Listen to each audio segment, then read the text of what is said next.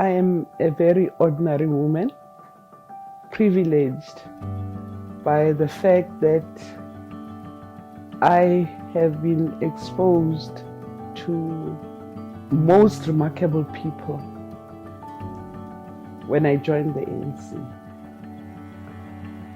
But my political awareness starts with me at university, when I was a member of the South African Students' Organization, SASO. I got married in 1972 to Brigitte Mabandla, who I had met in the South African students' movement. After our marriage, we obviously left for exile because we got detained, and it was uncomfortable remaining in South Africa. I completed my law degree at the University of Zambia.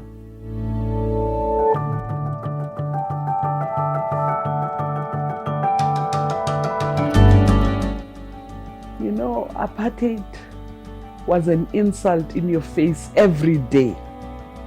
And I can't imagine young people who would say I wouldn't fight for my freedom in those days. And I think that youth comes with power also, and that's the passion. That passion is power. After the Kabwe conference in Lusaka, one of the resolutions of Kabwe was to establish the Constitutional Committee of the ANC.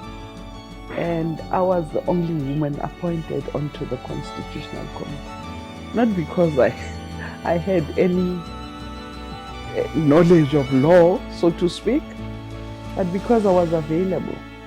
But if you were willing to learn, ANC was just that platform. Towards the end of the 80s, it was clear that there could be the beginnings of negotiations. In between, as we're preparing for the possible negotiations and we're beginning to talk matters constitutional, OR had really spoken to me to say, you have to lead in the constitutionalization of women's and children's rights. We immediately got into activism.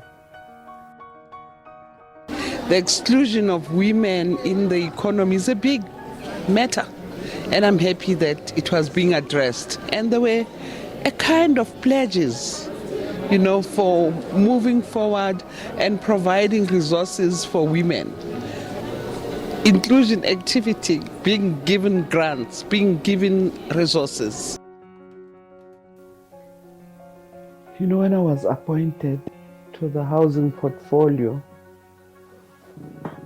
I learned more about our country. I came to know the depth of our people's poverty. And where it mattered with the people I was close to, I did communicate my concern about the growing disparities amongst people. It was just there to see. I was convinced then, as I am today, that we missed a step with regard to education.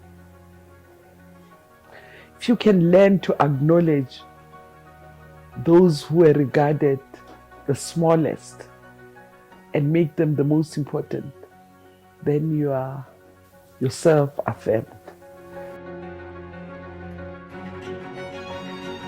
Once you want to be a leader, you must be ready to be opened up, to be scrutinized, but you must also have something to give to society.